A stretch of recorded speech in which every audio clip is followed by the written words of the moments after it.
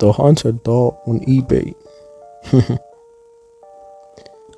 A man named Tom stumbles upon an intriguing listing on eBay for an old doll. The seller claims the doll is haunted, stating it has a history of causing strange occurrences for its previous owners. Tom is skeptical but curious, feeling drawn to the doll's vintage charm. After some back and forth bidding, he wins the auction and eagerly waits its arrival.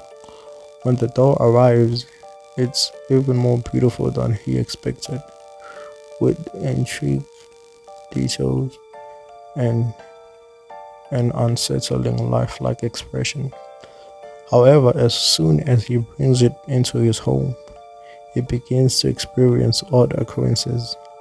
At first, it's small things, items going missing, the feeling of being watched, and whispers that seem to echo in the stillness of the night. One evening, Tom hears a soft giggle coming from the living room.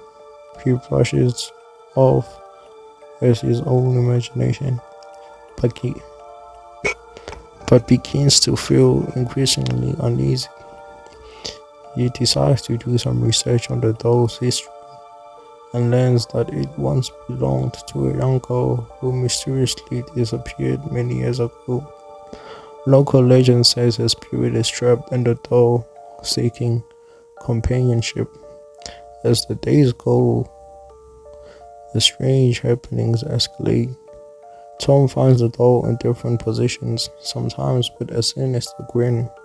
He begins to notice cold spots in the room where the doll is kept, and at night he dreams of the girl, her sad eyes pleading for help.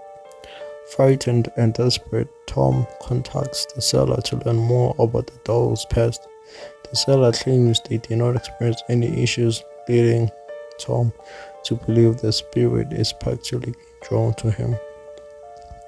In a fit of fear, he decides to rid himself of the doll, but every time he tries to dispose of it, it mysteriously reappears in his home. Realizing he must confront the situation, Tom sets up the camera to record what happens at night. The footage reveals the doll moving slightly on its own, the giggles echoing through the darkness, and shadowy figures hovering around it. Terrified, Tom understands he must return the doll to where it came from.